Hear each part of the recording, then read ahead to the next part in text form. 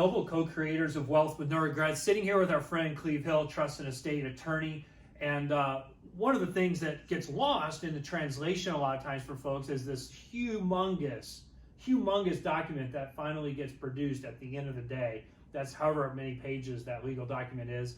As Scott and I think about all the time, there's really one page that's probably most important, maybe not legally binding. Scott, you'll say that. It's not legally binding, but probably is the most important page in there. I don't know if you want to talk about what that page is, and then Cleve, why that's so important, right? Yeah, and I think what you've helped us do with a number of our clients is to get that one page in creation, which is really the laying out of their heart as to what are these financial assets for, what do we want you, the beneficiaries, to do with them, et cetera. So how important is that, and is it helpful in your mind? To me, it's probably the most helpful document that you can create, and the most impactful one, because it is you speaking, as odd as this sounds, from beyond the grave, because that's when these are going to be opened up and looked at.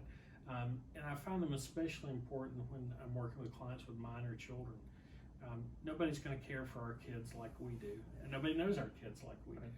So having that narrative in place of, here's what my son is into, and here's the kind of things that speak to his heart and really are impactful to him, and sharing that with the guardians that you're naming to take care of the kids. I work with a lot of families with special needs children, autism and other disabilities. What kind of care does that child need? What kind of support do they need? Down to a family's philosophy on medication for various things. They want their guardians and their trustees and their executors to know what's important, what their philosophy is on those things. And as with most things with estate planning, it should never be one and done. Your child's only 5 years old once, they're going to be 6 next year, their needs are going to change. So that's something you need to relook at time and again. What's that intention? What's that purpose? What's that goal? So that's where the impersonal legal documentation becomes personalized and humanized again.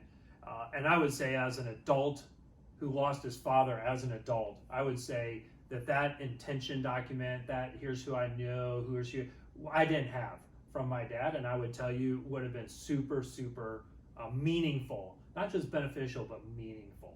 And I think that's in a good way speaking from the grave, and a lot of times it's the legal documents speak badly from the grave. This is a way to make it speak goodly, if I can use the word goodly, from the grave. It sure would. So these are just small nuances that can make all the difference in the world for your peace of mind as well as for your family. And so when you work with a professional team that thinks like this, there's things that can come together. This is just one of many things that come into play that make all the difference in the world. So if you don't have that one page, that one document, you really need to get a second look, and a second set of eyes on what you really do have and how that actually will play out for you.